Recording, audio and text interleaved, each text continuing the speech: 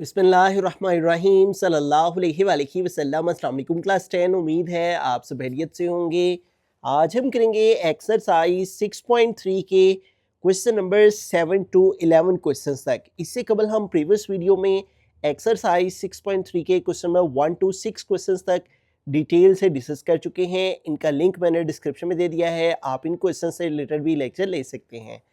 Exercise 6.3 का question number 7 है, use vectors to show that PQRS is a parallelogram where the points P, Q, R and S have coordinates 1, 2, 5, 2, 7, 6 and 3, 6 respectively।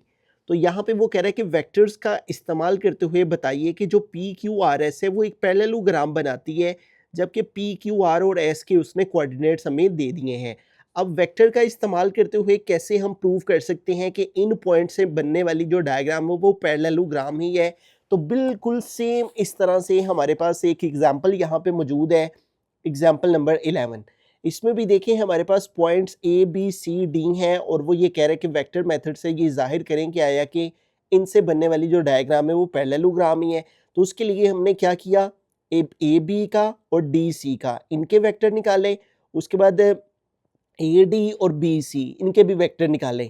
तो जब A B और D C इनके vector आपस में parallel आ गए और बी सी और ए डी के जो वेक्टर हैं वो आपस में पैरेलल आ गए, यानी कि उनके आंसर सेम आ गए। ठीक है, 3i + 4j 3i, इसी तरह से ये दोनों सेम आ गए। तो इस बिना पे हमने कहा कि these points form a parallelogram. ठीक है, तो बिल्कुल यही काम हमने अपने इस क्वेश्चन में करना है। सबसे पहले ये हमने एक फिगर बना ली है ताकि हम बासानी इसको अंडरस्टैंड कर सकें। इस पॉइंट को P, Q, इसको R और इसको हम S कह लेते हैं। ठीक है, अब हम सबसे पहले PQ और SR इन दो के यहाँ पे वेक्टर निकालेंगे। पहले PQ और SR का, उसके बाद PS और QR इनके वेक्टर निकालेंगे। ठीक है, आमने सामने वाली जो साइड्स हैं जो कि आपस में पैरेलल हैं उनके वेक्टर्स निकालेंगे। ठीक है, तो इन 4 वेक्टर्स की बिना पे हम इसको देखते हैं कि इन पॉइंट से बनने वाली फिगर पैरेललोग्राम ही है।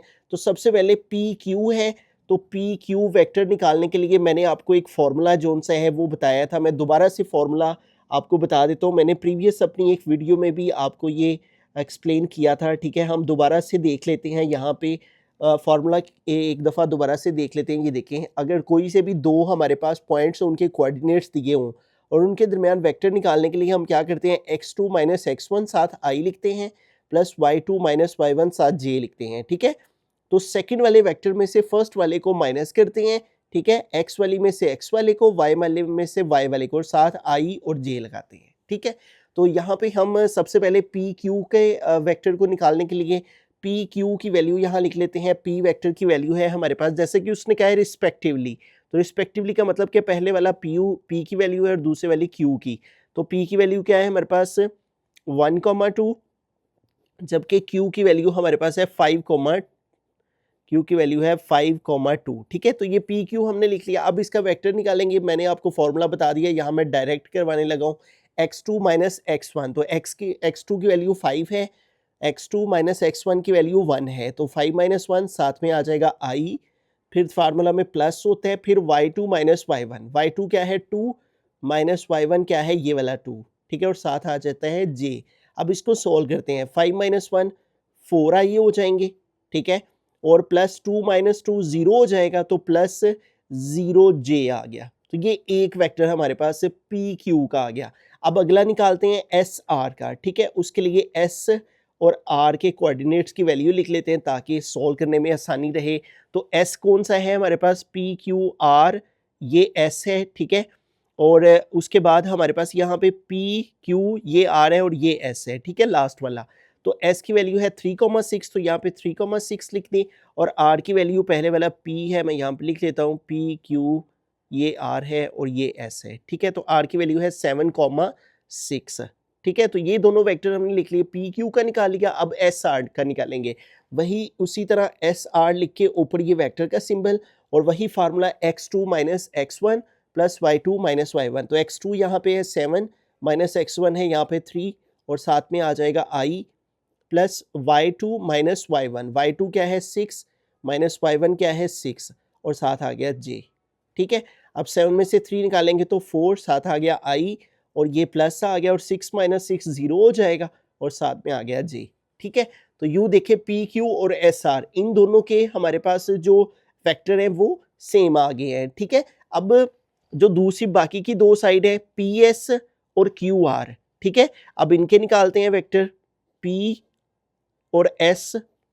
ठीक है, यहाँ पे मैंने इनकी वैल्यूज लिख दी हैं, इधर पी एस का निकाल लेते हैं और इधर हम वेक्टर निकाल लेते हैं जो लास्ट वाला है जो कि है क्यू आर।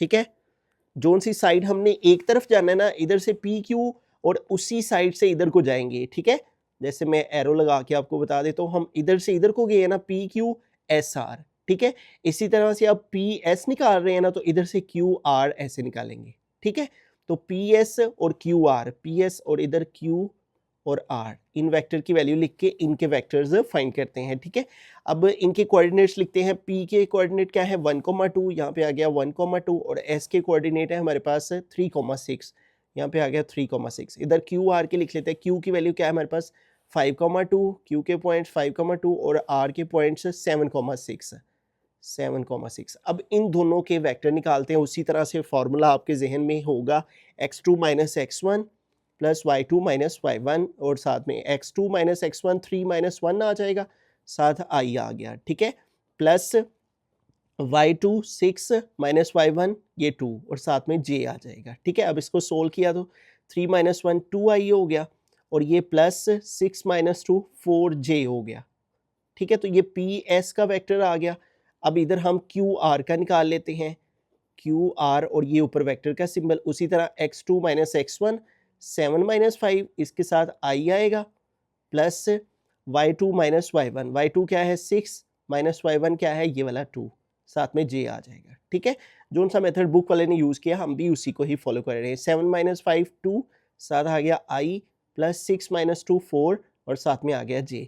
ठीक है, आप ज़रा गौर करें, ये पी क्यू और एस आर, इसका भी आंसर 4i प्लस 0j और एस आर का भी 4i प्लस 0j। इसका मतलब हम कह सकते हैं कि जो पी क्यू वेक्टर है वो पैरेलल है। ये दो लाइन जो होती है ना, ये पैरेलल के सिंबल को शो करती हैं। ठीक है, जैसे एग्जांपल में भी देखें, ये दो पैरेलल की लाइंस है, पैरेलल के सिंबल को शो करती हैं।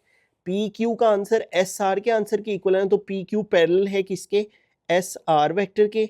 ठीक है, और यहाँ पे लिखेंगे एंड, और जो दूसरा है पी एस और क्यू आर, ये देखिए पी एस वैक्टर का आंसर भी 2i प्लस 4j और क्यू आर का आंसर भी 2i प्लस 4j, इन दोनों के आंसर भी सेम है ना, तो इसलिए ये वाली दोनों साइड्स भी आपस में क्या हैं, पैरेलल हैं। ठीक है, P S parallel to Q R, P S parallel to Q R और ये ऊपर वेक्टर। ठीक है, तो इन दो की बिना पे हम कह सकते हैं कि shows the given points, कि ये जो पॉइंट्स हैं ये शो कर रहे हैं, ये जो ऊपर P Q R S point दिए हुए थे इनसे बनने वाली डायग्राम फॉर्म ये बनाते हैं फॉर्म पैरेललोग्राम। ठीक है, तो इस दफ़ा सारे क्वेश्चन को अगर मैं रिव्यू करूं तो आपने इस तरह से डायग्राम बना लेनी है। P Q R S, P Q का और एस आर का, इन दोनों का वेक्टर निकालना है और फिर पी एस और क्यू आर के वेक्टर निकालने हैं। ठीक है, तो इन दोनों के वेक्टर आपस में इक्वल आ जाएंगे, इन दोनों के वेक्टर आपस में इक्वल आ गए तो इसको इसके पैरेलल और इसको इसके पैरेलल लिख देंगे। इस बिना पे हम लिख देंगे कि इन पॉइंट से A P Q R S से बनने वाली जो डायग्राम है वो पैरेललोग्राम ही है। क्वेश्चन नंबर 8 है, use vectors to show that triangle XYZ is an isosceles where the points XYZ have the coordinates 0 0 2 0 and 1 3 respectively। तो इस क्वेश्चन में वो कह रहा है कि XYZ जिसके कोऑर्डिनेट हमारे पास X के कोऑर्डिनेट 0 0, Y के कोऑर्डिनेट 2 0 जबकि Z के कोऑर्डिनेट 1 3 हों, तो इनसे बनने वाली जो ट्रायंगल है XYZ आया कि वो आइसोसेलेस ट्रायंगल बनती है या नहीं। ठीक है, अब आइसोसेलेस ट्रायंगल वो होती है जिसकी कोई सी दो साइड्स आपस में इक्वल हों, टू साइड्स आर इक्वल। ठीक है, तो ऐसी ट्रायंगल आइसोसेलेस ट्रायंगल कहलाती है। जिस तरह प्रीवियस क्वेश्चन में हमने ये बताना था कि 4 पॉइंट से बनने वाली डायग्राम पैरेललोग्राम ही है, इसी तरह से यहाँ पे इन 3 पॉइंट से बनने वाली जो ट्रायंगल है आया कि वो आइसोसेलेस है, इस बात को हमने वेरीफाई करना है। बिल्कुल इसी तरह से हमारे पास सेम इसी कैटेगरी का क्वेश्चन है जिसमें एग्जाम्पल 10 है हमारे पास। ठीक है, इसमें भी उसने यही पूछा है कि ए बी सी जो वर्टिसेस है एक ट्राइंगल है चेक करके बताएं कि ABC एक आइसोसेलिस है। ठीक है, तो इसका तरीक़ेकार क्या होता है कि हमने इन तीनों के वेक्टर निकालने हैं, AB, BC और AC। ठीक है, यानी जो ट्राइंगल होती है हमारे पास ABC, AB का वेक्टर, BC का और AC का, इन तीनों के वेक्टर निकालने हैं। जब इनके वेक्टर्स आ जाएं फिर इनके मैग्नीट्यूड्स लेने हैं। अगर तो कोई से दो वेक्टर का मैग्नीट्यूड आपस में इक्वल आ जाए तो हम कहते हैं कि ये ट्राइंगल एक आइसोसेलिस है। यही काम हमने यहाँ पे करना है। हमारे पास ट्राइंगल XYZ है, तो हमने यहाँ पे समझने के लिए ट्राइंगल बना लिए, वैसे ही क्वेश्चन का हिस्सा नहीं है। अगर आप बना लेंगे तो ज़्यादा आसानी से समझ आ जाएगी। ठीक है, अब सबसे पहले XY है जो, इसका वेक्टर निकालेंगे, फिर YZ है, इसका वेक्टर निकालेंगे, फिर ZX है, इसका वेक्टर निकालेंगे। जब इन तीनों के वेक्टर्स आएंगे फिर इन तीनों के मैग्नीट्यूड्स भी हमने लेने हैं। ठीक है, तो कोई से दो वेक्टर्स के अगर मैग्नीट्यूड इक्वल आ गए तो हम कहेंगे कि ये एक आइसोसेलिस ट्राइंगल है। ठीक है, अब इस क्वेश्चन में हमें सबसे पहले XY है, तो XY यहाँ पे लिख के तो इसके वेक्टर निकालते हैं। X की वैल्यू है 0,0 और जबकि Y की वैल्यू है हमारे पास यहाँ पे, XY सबसे पहले निकाल रहे हैं ना, तो XY की वैल्यू लिख लेंगे, वो है 2,0। ठीक है, एक इसका वेक्टर और इसका मैग्नीट्यूड चाहिए। फिर दूसरी साइड है YZ, तो Y के कोऑर्डिनेट है 2, 0 और Z के कोऑर्डिनेट है हमारे पास 1,3। ठीक है, इसका निकालना है। फिर हमारे पास लास्ट है ZX। ठीक है, तो Z की वैल्यू क्या है हमारे पास 1, 3 और फिर X है हमारे पास, वो है 0,0। ठीक है, इन तीनों के वेक्टर्स और इन तीनों के मैग्नीट्यूड्स हैं। ठीक है, तो अगर मैं आपको दोबारा से बताऊं तो वैसे भी एक वीडियो में मैंने पहले भी बार बार इस चीज़ को रिपीट कर रहा हूं, दोबारा से बता देता हूं कि हमारे पास जो फॉर्मूला होता है, अगर कोई से दो पॉइंट्स दिए हों तो उसके वेक्टर को निकालने का x2 माइनस x1 साथ आई लिखते हैं, प्लस y2 माइनस y1 साथ में j लगाते हैं। ठीक है, तो इस तरह उन दो पॉइंट्स के दरमियान वेक्टर आ जाता है। सबसे पहले हम एक्स वाई वेक्टर निकालेंगे। ये वेक्टर का ऊपर सिंबल डाल दिया, हम फार्मूला नहीं यहाँ लगाते, डायरेक्ट यहाँ पे वैल्यूज पुट कर देते हैं। x2 क्या है यहाँ पे 2, ठीक है, माइनस x1 क्या है 0, x2 माइनस x1 और साथ में आ गया i, फिर प्लस y2 क्या है 0 माइनस y1 क्या है 0 और साथ में आ जाता है j। ठीक है, ये फॉर्मूला आपने याद रखना है। 2 माइनस 0 करेंगे तो 2, साथ आ गया i, प्लस 0 माइनस 0 करेंगे तो 0 ही आ जाएगा, साथ में आ गया j। तो ये एक्स वाई का वेक्टर आ गया। अब इसी का हमने मैग्नीट्यूड भी ले लेना है। एक्स वाई वेक्टर लिख के और मैग्नीट्यूड के लिए इस तरह स्ट्रेट बार आ जाती है। ठीक है, और मैग्नीट्यूड का फार्मूला क्या होता है, आई के कोफिशिएंट का स्क्वायर वो है 2 इसका स्क्वायर, प्लस जे के कोफिशिएंट का स्क्वायर वो है 0 इसका स्क्वायर।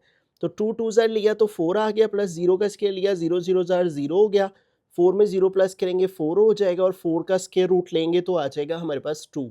ये जितना काम हमने एक्स वाई वेक्टर के लिए किया है यही वाई जी के लिए और यही जेड एक्स के लिए रिपीट करेंगे। ठीक है, तो अब जेड एक्स वाई जी है तो इसका सबसे पहले वेक्टर फाइंड करेंगे। उसी तरह वेक्टर का शॉर्ट फॉर्म फॉर्मूला लगा के x2 माइनस x1, x2 है हमारे पास 1 माइनस x1 है 2। ठीक है, साथ में आ जाता है i, प्लस y2 है 3 माइनस y1 है 0 और साथ में आ जाता है j, और 1 माइनस 2 करेंगे तो माइनस 1 हो जाएगा और 1 चूँकि साथ में नहीं लिखते हैं आई आ गया। ठीक है, प्लस 3 माइनस 0 करेंगे 3, साथ आ गया j। अब ये जो वाई जी है इसका, इस वेक्टर का हमने मैग्नीट्यूड लेना है, तो मैग्नीट्यूड के लिए उसी तरह स्ट्रेट बार साइडों पे लगा देंगे वाई जी के, और इज इक्वल टू एक्स का स्क्वायर प्लस वाई का स्क्वायर, यानी एक्स का मतलब आई के कोफिशिएंट का स्क्वायर, आई का कोफिशिएंट यहाँ पे क्या है -1 इसका स्क्वायर, प्लस जे के कोफिशिएंट का स्क्वायर वो है 3 तो इसका स्क्वायर। अब -1 का स्क्वायर लेंगे तो माइनस माइनस प्लस 1 1 ज़ार 1, उधर 3 का स्क्वायर लेंगे 3 ज़ार 9 और 9 में 1 प्लस किया तो आ जाएगा स्क्वायर रूट ऑफ 10। ठीक है, तो यूँ हमारे पास यहाँ पे एक्स वाई का मैग्नीट्यूड आ गया 2 और वाई जी का जो मैग्नीट्यूड है वो आ गया है स्क्वायर रूट 10। ठीक है, अब जेड एक्स का निकालते हैं, तो यहाँ पे जेड एक्स का पहले वेक्टर निकालेंगे। Z X vector is equal to x2 minus x1, x2 क्या है 0 माइनस x1 क्या है 1 और साथ में आ गया i।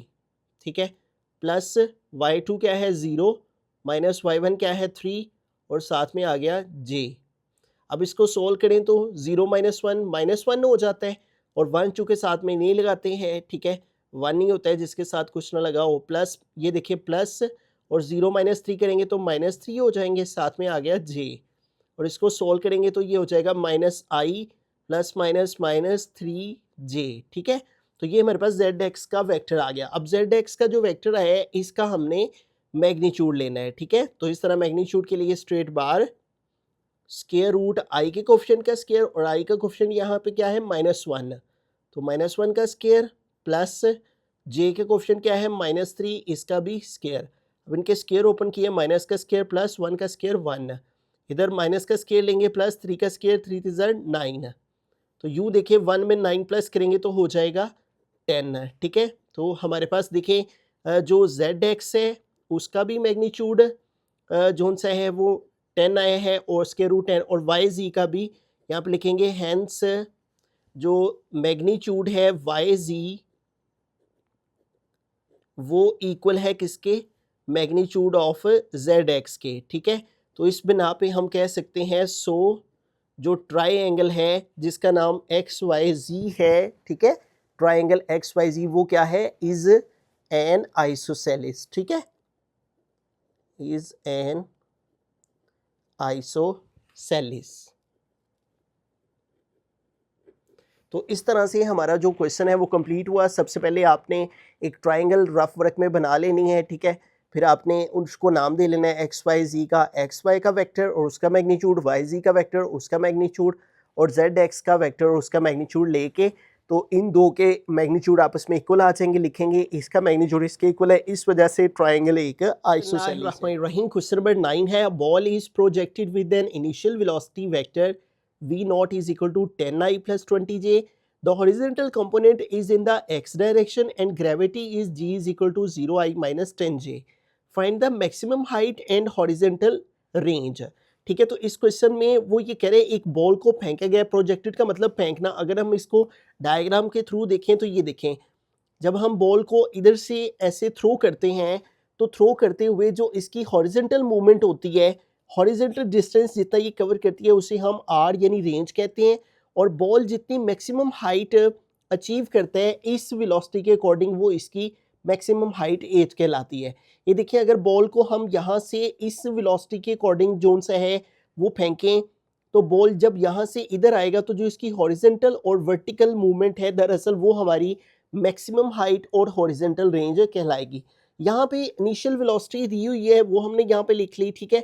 अब ये जो आई के साथ हमारे पास सिर्फ कोफिशिएंट होता है, ये दरअसल हमारी एक्स एक्सिस को रिप्रेजेंट कर रहा होता है, ठीक है, अलोंग एक्स एक्सिस, जैसे कि हमने स्टार्ट में भी पढ़ रखा है।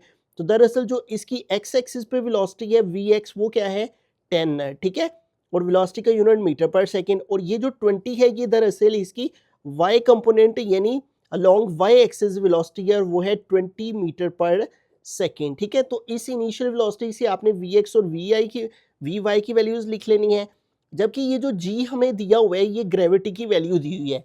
इस ग्रेविटी की वैल्यू जो कि वेक्टर की फॉर्म में है, तो इसका मैग्नीट्यूड लेके हमने इसको वेक्टर की फॉर्म से दूसरी फॉर्म में ले जाना है, ठीक है।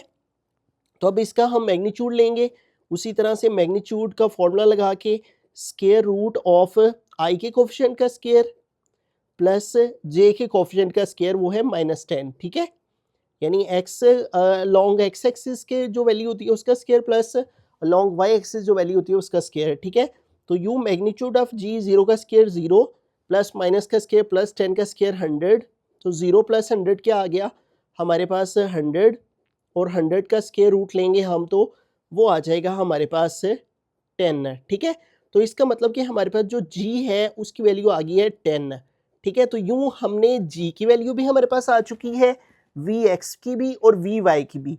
ये वो तमाम वैल्यूज़ हैं जिनको हम मैक्सिमम हाइट और हॉरिजेंटल रेंज फाइंड करने के लिए यूज़ करेंगे, ठीक है। आपने दो फार्मूलाज जोन से हैं वो याद रखने हैं, ठीक है। उन फार्मूलाज की मदद से हम ये दोनों चीज़ें फाइंड आउट कर लेंगे।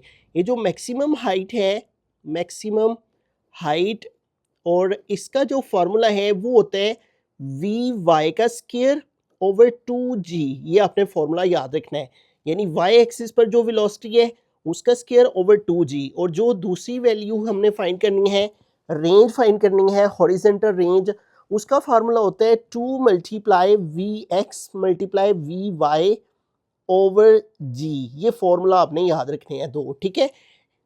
हाइट का formula v y square over 2g, और रेंज का formula 2 v x multiply v y over g, ठीक है।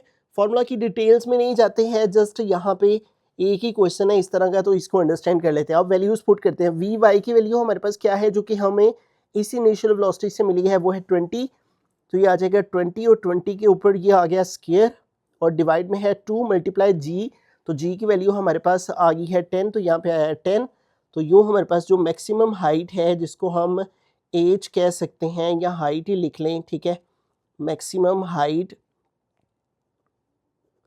मैक्सिमम हाइट वो 20 का स्क्वायर लेंगे हम, ठीक है। तो कैलकुलेटर ओपन कर लेते हैं। 20 का स्क्वायर ऑलमोस्ट 400 हमारे पास होता है।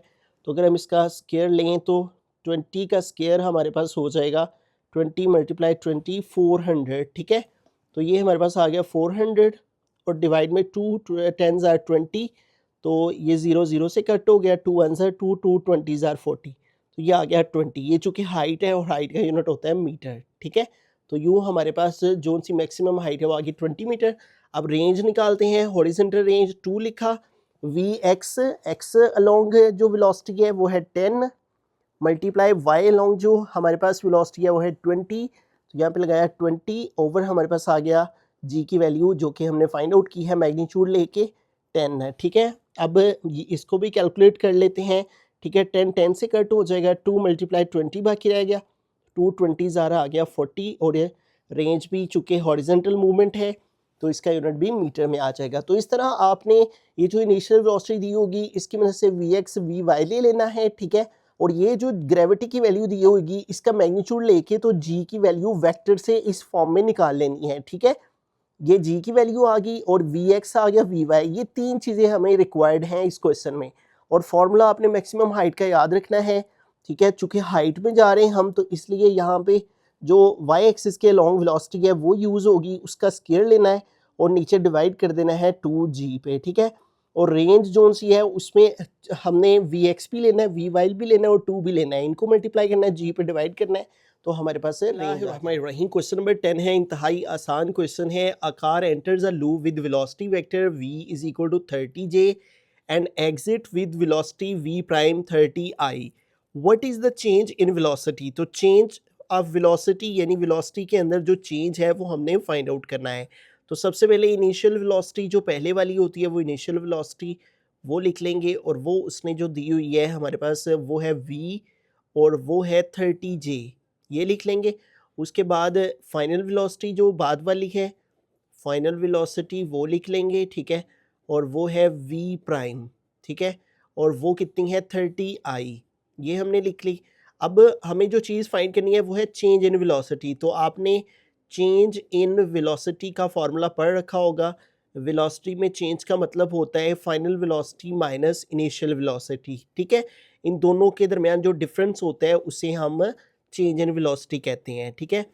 फाइनल वेलोसिटी में से माइनस कर देते हैं इनिशियल वेलोसिटी को तो हमें जो सा है वो चेंज इन वेलोसिटी मिल जाती है, ठीक है। ये फॉर्मूला आपने याद रखना है। अब जस्ट इनकी वैल्यूज़ पुट कर देनी है। फाइनल वेलोसिटी वी नॉट यानी V prime minus initial velocity वो है वी, और अब इनकी वैल्यूज़ यहाँ पे लगा दें। वी प्राइम की वैल्यू 30i ये लगा दी, माइनस वी की वैल्यू 30j ये लगा दी। तो बस यही इसका आंसर है, ठीक है। तो आपने जस्ट इनिशियल डाटा लिखना है, इनिशियल वेलोसिटी फाइनल वेलोसिटी, ठीक है। और चेंज इन वेलोसिटी का फार्मूला लगाना है। इनकी वैल्यूज़ पहले ये वाली पुट करनी है, बाद में ये वाली पुट करेंगे, तो ये हमारा आंसर। बिस्मिल्लाहिर्रहमानिर्रहीम। क्वेश्चन नंबर 11 है, लास्ट क्वेश्चन है एक्सरसाइज 6.3 का। An aeroplane has airspeed Vp is equal to 20i and there is a crosswind Vw is equal to 50j. Find the resultant velocity and its magnitude. दो चीज़ें हमने find करनी है, resultant velocity और उसका magnitude. तो given data में सबसे पहले जो चीज़ हमें दी हुई है वो लिख लेते हैं। एयर स्पीड दी हुई है और एयर स्पीड को रिप्रेजेंट किया जा रहा है वी से, ठीक है।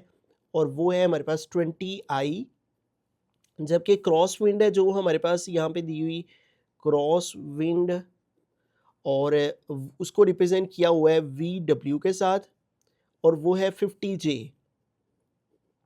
अब रिजल्टेंट वेलोसिटी निकालने का बड़ा सिंपल सा फॉर्मूला होता है कि हाँ आपके पास से जो भी वेलोसिटी हो उसको ऐड कर दें, ठीक है। तो रिजल्टेंट वेलोसिटी निकल आती है। इन दोनों को हम प्लस कर देंगे। रिजल्टेंट वेलोसिटी को हम v फॉर वेलोसिटी और छोटा सा r लिख देंगे रिजल्टेंट के लिए, ठीक है। और रिजल्टेंट वेलोसिटी निकालने के लिए इन दोनों को प्लस कर देंगे, यानी वी पी में प्लस कर देंगे वी डब्ल्यू को, तो हमें रिजल्टेंट वेलोसिटी वी आर मिल जाएगी। ठीक है, तो वी पी की वैल्यू क्या है 20 आई, ये लगा दी हमने, प्लस वी डब्ल्यू की वैल्यू क्या है 50 जे, तो ये लगा दी 50 जे। तो ये देखें एक चीज़ हमने निकाल ली रिजल्टेंट वेलोसिटी।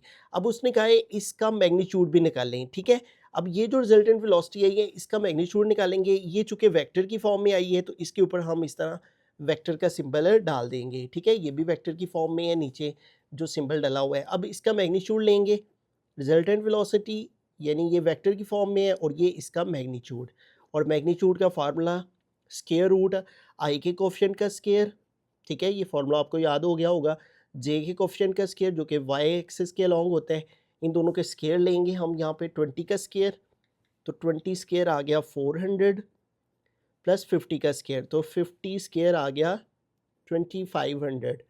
ठीक है, और इस सारे के ऊपर स्क्वायर रूट, इन दोनों को ऐड कर लेंगे 400 प्लस 2500, तो ये हमारे पास आ गया 2900। इसके ऊपर स्क्वायर रूट है तो अब इसका स्क्वायर रूट ले लेंगे, स्क्वायर रूट ऑफ 2900, तो ये हमारे पास आ गया 53.85 और साथ में लिख देंगे इतने यूनिट्स। ठीक है, रिजल्टेंट वेलोसिटी हमारे पास उसका मैग्नीट्यूड भी आ गया और रिजल्टेंट वेलोसिटी भी आ गई। ठीक है, रिजल्टेंट वेलोसिटी जो हमने फाइंड करनी थी वो आ गई 20 आई प्लस 50 जे, और इसका मैग्नीट्यूड लेना था वो आ गया 53.85।